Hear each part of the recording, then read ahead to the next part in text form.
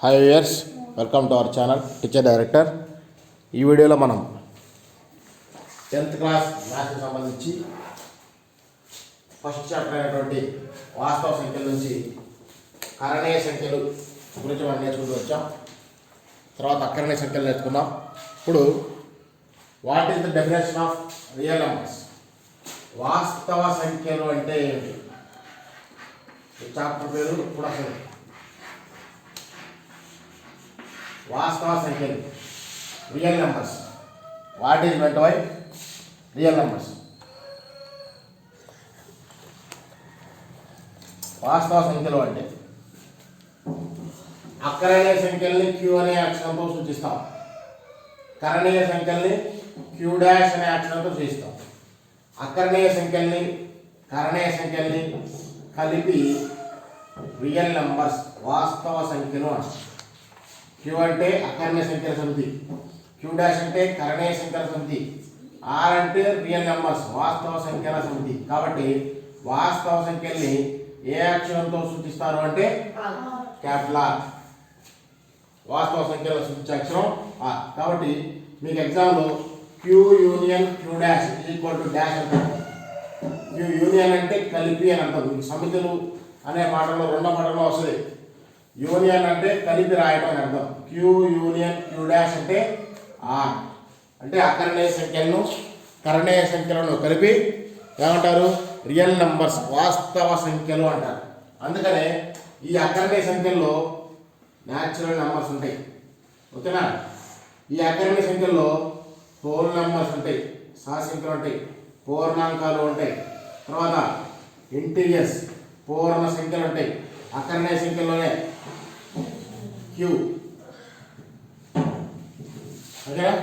అంటే అకరణీయ సంఖ్యల్లో పూర్ణ సంఖ్యలు ఉంటాయి, పూర్ణాంకాలు ఉంటాయి, సహజ సంఖ్యలు ఉంటాయి. మరి క్యూ డాష్ అనేటువంటి కరణీయ సంఖ్యలు సపరేట్. ఎందుకంటే ఇక్కడ ఉన్న ప్రతిదీ అకరణీయ సంఖ్య, కానీ ఇవి అకరణీయ సంఖ్యలు కాదు. అకరణీయ సంఖ్యలకి విరుద్ధం ఇవి. అందుకనే వీటిని ఏమన్నాం? పీ బై క్యూ రూపంలో రాయలేని ప్రతి సంఖ్యని కరణీయ సంఖ్య అంటారు. లేదా ఖచ్చితమైన వర్గంలో చెప్పలేని సంఖ్యలను కరణీయ సంఖ్యలు అంటారు. అందుకనే దీన్ని సపరేట్గా రాస్తాం. ఇవన్నీ దీంట్లో భాగాలే, ఇది సపరేట్. కాబట్టి అకరణీయ సంఖ్యల్ని కరణీయ సంఖ్యల్ని కలిపి ఏ సంఖ్యలు అంటారంటే రియల్ నెంబర్స్ అంటారు. ఓకేనా? ఈ అకరణీయ సంఖ్యల్ని కరణీయ సంఖ్యలు రెండింటిని కలిపే సంఖ్యలు అంటారు వాస్తవ సంఖ్యలు అంటారు. వాస్తవ సంఖ్యల్ని ఆర్ అనే అక్షరంతో సూచిస్తాం. కాబట్టి అతి చిన్న వాస్తవ సంఖ్య చెప్పలేము, అతి పెద్ద వాస్తవ సంఖ్య కూడా చెప్పలేము. తర్వాత మనకు వచ్చేటువంటి నెక్స్ట్ కాన్సెప్ట్ ప్రధాన సంఖ్యలు అంటే తెలియాలి.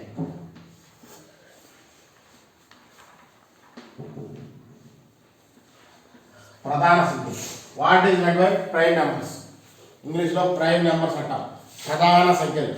ప్రధాన సంఖ్యలు అంటే ఏం లేదు, మనకు తెలిసినటువంటి రెండో నిర్వచనాలు ఒకసారి చూద్దాం. ప్రధాన సంఖ్యలు అంటే కారణాంకాల సంఖ్య కేవలం 2 మాత్రమే కలిగిన వాటి ప్రధాన సంఖ్య అంటారు. కారణాంకాల సంఖ్య కేవలం 2 మాత్రమే. మీకు ఏపీఎస్సీ ఎగ్జామ్లో కానీ పాలిటెక్నిక్ ఎగ్జామ్లో కానీ అనడానికి అవకాశం ఉండే బిట్టు. ప్రధాన సంఖ్యలకు ఉండే కారణాంకాల సంఖ్య డాష్ అంటాడు 2. ఇక్కడ కారణాంకాల సంఖ్య కేవలం 2 మాత్రమే కలిగిన సంఖ్యలు ఏ సంఖ్యలు అంటారు? ప్రధాన సంఖ్యలు అంటారు. అయితే అవేంటి అంటే చూద్దాం. ఫర్ ఎగ్జాంపుల్ 2 అనే నెంబర్ ఉంది. 2 అనే నెంబరు ఏ ఎక్కల్లో వస్తుంది? 1 2 2 2 1 2. ఓకేనా? 1 మరియు 2. అదే 3 అనే నెంబర్ ఉంది. 1 3.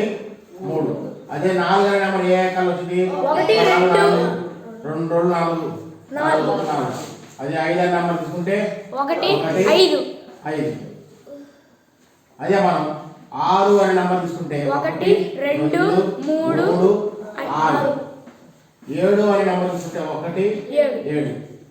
8 అనే నెంబర్ తీసుకుంటే 1 2 4 8. అదే 9 అనే నెంబర్ తీసుకోండి 1 3 9.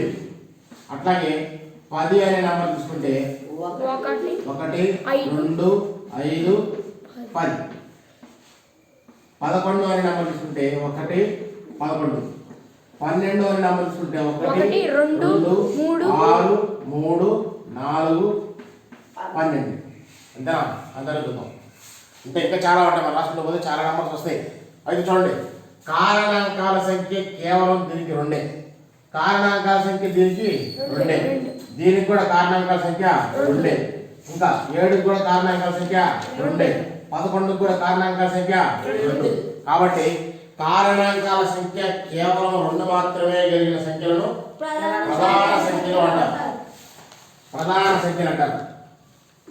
ఒక్కసారి మనం జాగ్రత్తగా గమనిస్తే 1 మరియు దానికదే అంతేనా?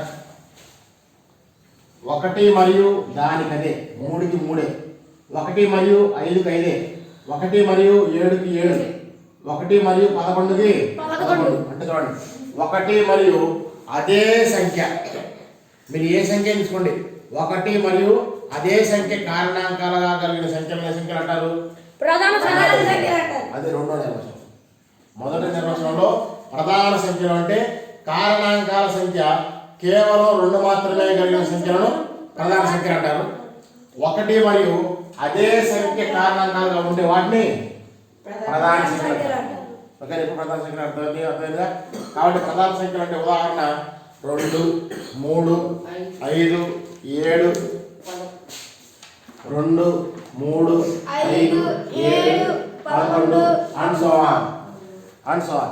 చూడండి, అతి చిన్న ప్రధాన సంఖ్య 2. అతి చిన్న ప్రధాన సంఖ్య 2. ఓకేనా? మరి అతి చిన్న సరి ప్రధాన సంఖ్య 2. సరి ప్రధాన సంఖ్య 2 అంటే 2 అనేది సరి సంఖ్య అవుద్ది, ప్రధాన సంఖ్య కూడా అవుద్ది. ప్రధాన సంఖ్యలన్నీ ఒక్క 2 తప్ప మిగిలిన అన్ని బేస్ సంఖ్యలు. ఇప్పుడు ఎగ్జామ్స్ వస్తే ఎట్లా వాడుతుందంటే బిట్స్ ఎట్లా అడుగుతున్నా తెలుసా? ప్రవచనం 1 ఏ అనే ఒక ఇస్తాడు.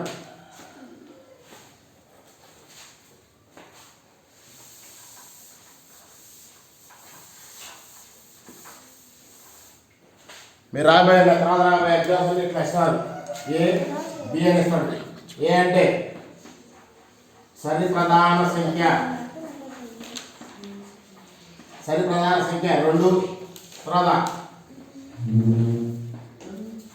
2 తప్ప మిగిలిన ప్రధాన సంఖ్యలన్నీ బేసి సంఖ్యలు. ఇట్లా ఇస్తాడు. బిట్స్ మారింది. ఏ ఈక్వల్ టు సరి ప్రధాన సంఖ్య 2, బి ఈక్వల్ టు 2 తప్ప మిగిలిన ప్రధాన సంఖ్యలన్నీ బేస్ సంఖ్యలు. కింద ఆప్షన్స్ లో ఏ సత్యము, బి తప్పు, బి అసత్యం. 2వ ఆప్షన్ లో ఏ బి 2 సత్యం. 3వ ఆప్షన్ ఏ అసత్యం, బి సత్యం, ఏవి కాదు అంటాడు. ఇట్లా రాయాలంటే మనకి మొత్తం కాన్సెప్ట్ తెలిసి ఉండాలి. అదేనా? చూడండి, ఏ సత్యము, బి అసత్యం. ఏ సత్యము, ఏ మరియు బి 2 సత్యాలు. ఏ తప్పు, ఏది అసత్యం, బి సత్యం, ఏది కాదు. ఇట్లా ఇస్తారు ఆప్షన్స్. ఇట్లా రాయాలి అంటే మీ మొత్తం కాన్సెప్ట్ తెలిసి ఉండాలి. ఫస్ట్ స్టేట్మెంట్ ఏమన్నాడు? సరి ప్రధాన సంఖ్య 2. అంతేగా? 2 అనేది సరి ప్రధాన సంఖ్య. ఇది డైరెక్ట్ బిట్టు. సరి ప్రధాన సంఖ్య డాష్ 2. తర్వాత 2 తప్ప మిగిలిన ప్రధాన సంఖ్యలన్నీ బేస్ సంఖ్యలు అన్నాడు. అంటే 2 తప్ప 2 అనేది ఒకటే సరి సంఖ్య, మిగిలిన అన్ని బేస్ సంఖ్యలే. కాబట్టి ఏ మరియు బి 2 రైట్. ఇట్లా చేయాలి ఆన్సర్. కాబట్టి బిట్ మోడల్ అంతా మారిపోయింది. కాబట్టి కాన్సెప్ట్ నేర్చుకోండి మీరు. 2 తప్ప మిగిలిన ప్రధాన సంఖ్యలు ఏ సంఖ్యలు అవుతాయి? బేస్ సంఖ్యలు. అతి చిన్న ప్రధాన సంఖ్య 2, సరి ప్రధాన సంఖ్య 2. మరి అతి చిన్న బేసి ప్రధాన సంఖ్య ఎంత అంటాడు? 3. అతి చిన్న బేసి ప్రధాన సంఖ్య ఎంత? 3. కాబట్టి ఇది టోటల్గా ప్రధాన సంఖ్యల గురించి. మరి 1 నుంచి 100 లోపు గల ప్రధాన సంఖ్యలు 25. ఇది మనం అడిగారు బిట్టు. 1 నుంచి 100 లోపు ప్రధాన సంఖ్యలు 25. అట్లాగే 1 నుంచి 50 లోపు ప్రధాన సంఖ్యలు 15. అంతేనా? తర్వాత 50 నుంచి 100 లోపు ప్రధాన సంఖ్యలు అంటే 10. 10 + 15 కొడితే 25 వచ్చిందిగా. 1 నుంచి 50 లోపు 15, 50 నుంచి 100 లోపు 10, 1 నుంచి 100 లోపు 25 ప్రధాన సంఖ్యలు ఉంటాయి. 25 ప్రధాన సంఖ్యల్లో 2 అనేది అతి చిన్న ప్రధాన సంఖ్య. ఓకేనా? ఇది టోటల్గా ప్రధాన సంఖ్యల గురించి. తర్వాత సంయుక్త సంఖ్యలు అంటే తెలియండి. సార్ సంయుక్త సంఖ్యలు కవల ప్రధాన సంఖ్యలు అంటే తెలియాలి.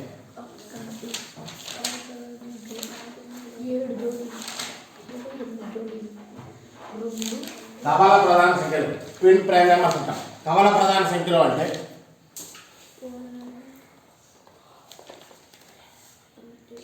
కవల ప్రధాన సంఖ్యలు అంటే సింపుల్. చూడండి, ఏ 2 ప్రధాన సంఖ్యల మధ్య తేడా భేదం 2 ఉంటుందో వాటిని కవల ప్రధాన సంఖ్యలు అంటారు. ఇప్పుడు చూడండి, 3కి 5కి డిఫరెన్స్ అంట 2, 5కి 7కి డిఫరెన్స్ 2. ఓకేనా? అంటే ఇట్లా రాసుకుంటూ పోతే 11 పక్కన 13 ప్రధాన సంఖ్య, 11కి 13కి డిఫరెన్స్ అంతా 2 కదా. కాబట్టి 3, 5, 5, 7, 11, 13 ఇట్లా మనం రాసుకుంటూ పోతే వాటినే కవల ప్రధాన సంఖ్యలు అంటాం. కాబట్టి 2 ప్రధాన సంఖ్యల మధ్య డిఫరెన్స్ ఎంత ఉండాలి? 2 ఉండాలి. 2 ప్రధాన సంఖ్యల మధ్య భేదం 2 ఉంటే వాటిని కవల ప్రధాన సంఖ్యలు అంటారు. అంటే 2 ప్రధాన సంఖ్యల మధ్య కంపల్సరీ ఎంత ఉండాలి? డిఫరెన్స్ 2 ఉండాలి. ఇంకోటి మాట ఏమంటారంటే కవల ప్రధాన సంఖ్యలు అయ్యే ప్రతి సంఖ్య ప్రధాన సంఖ్య ఉంది. వాడేమన్నా స్టార్టింగ్లో 2 ప్రధాన సంఖ్యల మధ్య తేడా ఎంత ఉండాలమ్మా? ఎంత ఉండాలి? 2 ఉంటే వాటిని ఏమంటారు? కవల ప్రధాన సంఖ్యలు అంటారు. అంటే కంపల్సరీ ఏమై ఉండాలి? ప్రధాన సంఖ్యలే ఉండాలి. ఓకేనా? కాబట్టి 1 నుంచి 100 లోపు కవల ప్రధాన సంఖ్యల జతలు 8. 1 నుంచి 100 లోపు కవల ప్రధాన సంఖ్యల జతలు ఎన్ని? 8 ఉంటాయి. తర్వాత పరస్పర ప్రధాన సంఖ్య.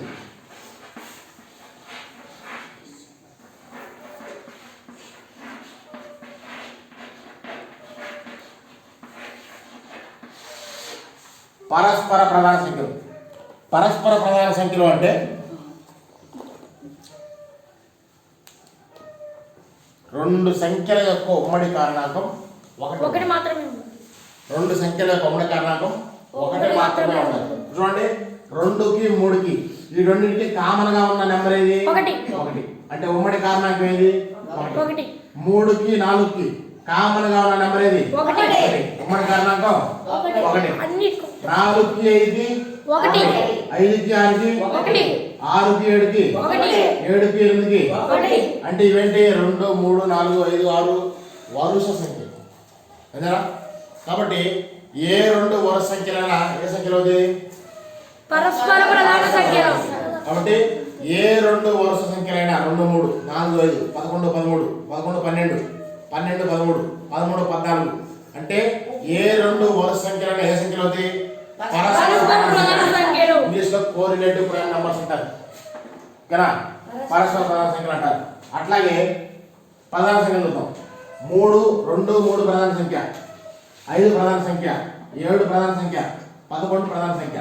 ఇప్పుడు జాగ్రత్త, 2, 3 కామన్ పాయింట్ ఒకటేగా ఉమ్మడి కారణాంకం. 3కి 5కి ఒకటేగా ప్రధాన కారణాంకం. అంతేనా? 5కి 7కి ఉమ్మడి కారణాంకం అంతా 1. 1కి 7కి 11కి ఉమ్మడి కారణాంకం 1. 11కి 13కి ఉమ్మడి కారణాంకం 1. అట్లాగే అప్పుడు ఏ సంఖ్యలో వచ్చి 2, 3, 5, 7, 11 అనేవి ప్రధాన సంఖ్యలు. అంతేనా?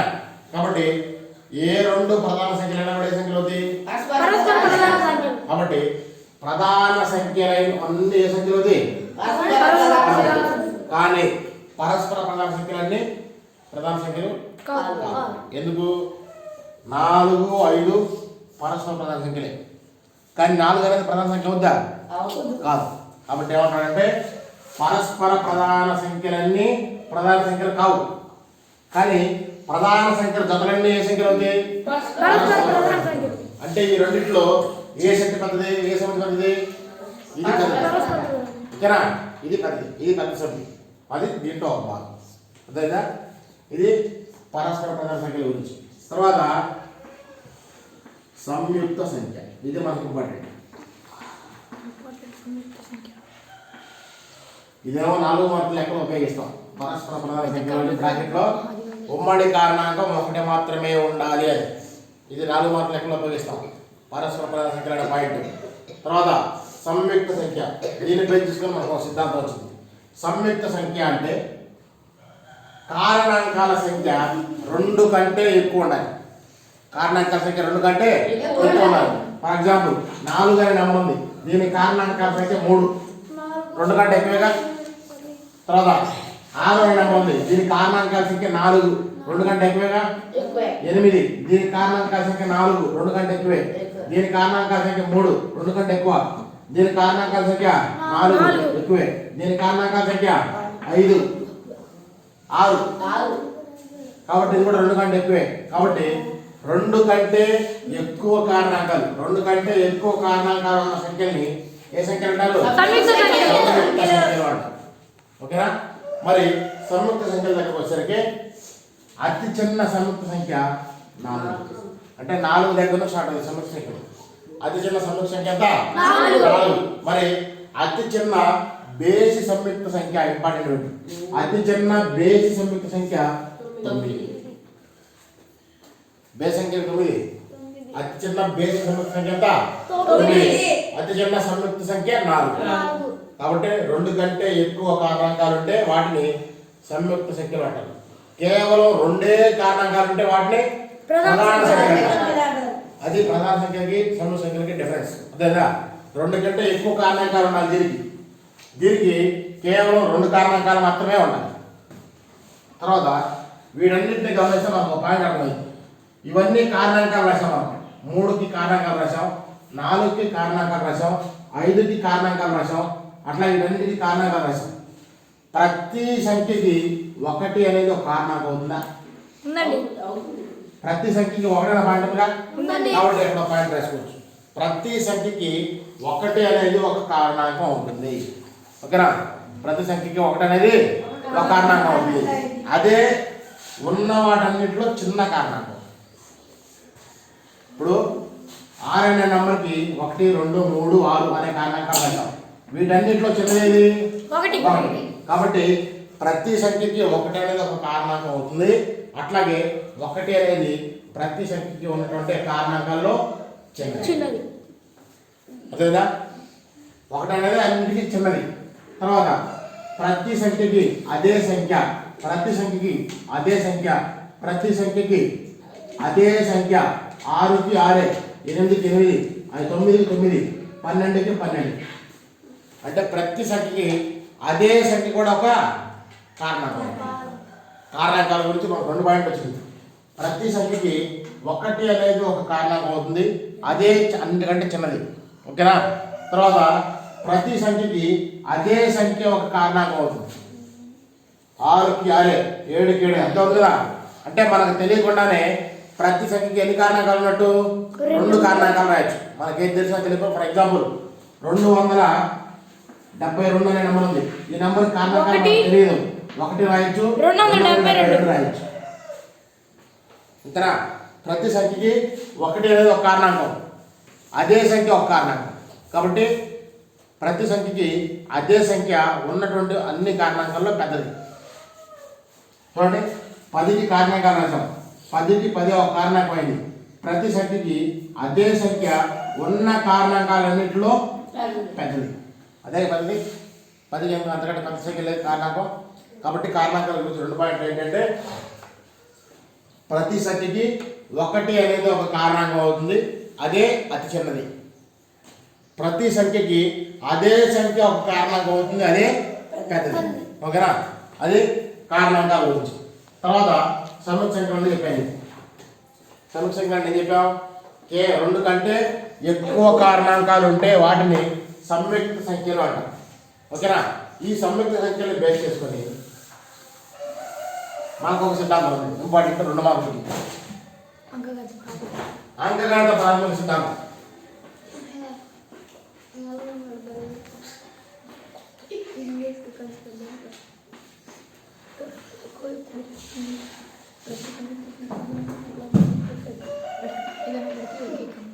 అంకగణిత ప్రారంభిద్దాము. Basic theorem on fundamental theorem on arithmetic.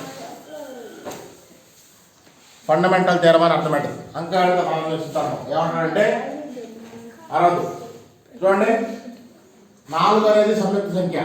4 మనం ఎట్లా రాసుకోవచ్చు? 2 × 2 అని రాసుకోవచ్చుగా. తర్వాత 6 అనేది సంయుక్త సంఖ్య. 6ని ఎట్లా రాసుకోవచ్చు? 2 × 3 లేకపోతే 3 × 2. 9 అనేది 8 అనేది సంయుక్త సంఖ్య. 8 ఎట్లా రాసుకోవచ్చు? 4 × 2. 4 రాయకూడదు. 2 × 2 × 2 అని రాసుకోవచ్చు. అంతేనా? 2 4 4 8. తర్వాత 9 అనేది సంయుక్త సంఖ్య. దీన్ని 3 × 3 అని రాసుకోవచ్చు. అట్లాగే 10 అనేది సంయుక్త సంఖ్య. 5 × 2 లేకపోతే 2 × 5. 12 అనేది సంయుక్త సంఖ్య. ఎట్లా రాసుకోవచ్చు? 3 × 2 × 2. 3 2 6 6 12 లేకపోతే 2 × 2 × 3 లేకపోతే 2 × 3 × 2 రాసుకోవచ్చుగా. 2 3 6 6 12. 2 4 4 12. 2 3 6 6 12. ఓకేనా? అట్లాగే 14 అనేది సంయుక్త సంఖ్య. దీని ఎట్లా రాసుకోవచ్చు? 7 × లేకపోతే 2 × 7. ఓకేనా? ఇంకా రాసుకునేది చాలా వస్తాయి. అయితే చూడండి, 4 6 8 9 10 12 14 15 16 ఇవన్నీ సంయుక్త సంఖ్యలే. ఇప్పుడే రాసాం. జాగ్రత్త. ప్రతి సంయుక్త సంఖ్యను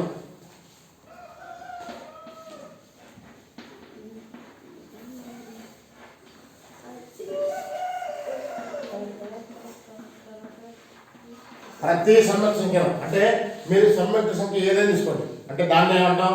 ప్రతి సంయుక్త సంఖ్య. ఓకేనా? ప్రతి సంయుక్త సంఖ్యను ఇప్పుడు చూడండి, 2 3 5 7 ఇవన్నీ ఏ సంఖ్యలో? 2 3 5 7 11 ఎన్ని సంఖ్యలో? ప్రధాన సంఖ్యలు. అంటే చూడండి, ఇక్కడ ప్రధాన సంఖ్య తప్ప వేరే సంఖ్య కనబడుతుందా? ప్రధాన సంఖ్య కాకుండా వేరే సంఖ్య కనబడుతుందా? కనబడదా. కాబట్టి ప్రతి సంయుక్త సంఖ్యను వేటి లబ్ధంగా రాసాం? ప్రతి సంయుక్త సంఖ్యను ప్రధాన సంఖ్యల లబ్ధంగా రాయవచ్చు. ప్రధాన సంఖ్యల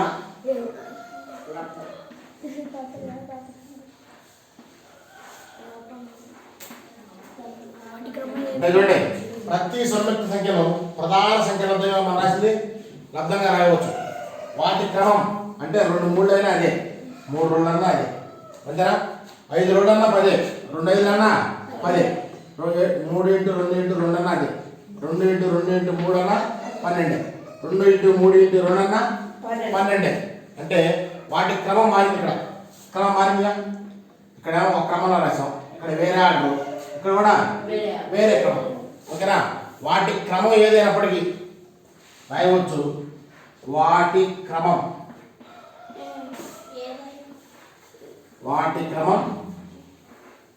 ఏదైనప్పటికీ అంటే వాటి క్రమం మీరు ఎట్లయినా రాసుకోండి. వాటి క్రమం ఏదైనప్పటికీ చూడండి, దీని ఆన్సర్ 12, దీని ఆన్సర్ 12, దీని ఆన్సర్ కూడా 12. లబ్ధం ఎట్టుంది? ఒకటేగా. లబ్ధం ఒకటేగా. మనం ఎడిది పెట్టి రాసుకున్నాం. అంటే వాటి క్రమం ఏదైనప్పటికీ లబ్ధం ఏకైకం అంటాడు. చూడండి, ప్రతి సంయుక్త సంఖ్యను ప్రధాన కారణాంకాల లబ్ధంగా రాయవచ్చు. వాటి క్రమం ఏదైనప్పటికీ లబ్ధం మాత్రం ఏకైకం. లబ్ధం ఏకైకం. దాన్నే అంకగణిత ప్రాథమిక సిద్ధాంతం అంటారు. కాబట్టి అంకగణిత ప్రాథమిక సిద్ధాంతాన్ని రాయండి అని మనకి ఎగ్జామ్స్లో అడుగుతారు. ఓకేనా? 2 marks very very very important for 10th class. ఓకేనా? యూక్లిడ్ డివిజన్ లెమ్మ, యూక్లిడ్ భాగాహార నియమం, అంకగణిత ప్రాథమిక సిద్ధాంతం ఈ రెండింటిలో కంపల్సరీగా ఉండడానికి అవకాశం ఉంటుంది. కాబట్టి అంకగణిత ప్రాథమిక సిద్ధాంతం అంటే ప్రతి సంయుక్త సంఖ్యను ప్రధాన సంఖ్యల లబ్ధంగా రాయవచ్చు. వాటి క్రమం ఏదైనప్పటికీ ఏకైకం. ఈ డెఫినేషన్ లో సంయుక్త సంఖ్య అనేది కొత్త పదం, ప్రధాన సంఖ్యలు అనేది కొత్త పదం. ఈ రెండు తెలియకుండా మనం ఈ రెండు నేర్చుకుంటాం. ఓకేనా? అందుకు మనం ప్రధాన సంఖ్యలు అంటే నేర్చుకున్నాం, సంయుక్త సంఖ్యలు అంటే నేర్చుకున్నాం. ఇది అంకగణిత ప్రాథమిక సిద్ధాంతం. ఓకేనా? నెక్స్ట్ వీడియోలో మళ్ళీ క్లాస్తో మళ్ళీ కలుస్తున్నాం. Please subscribe our channel teacher director. Thank you.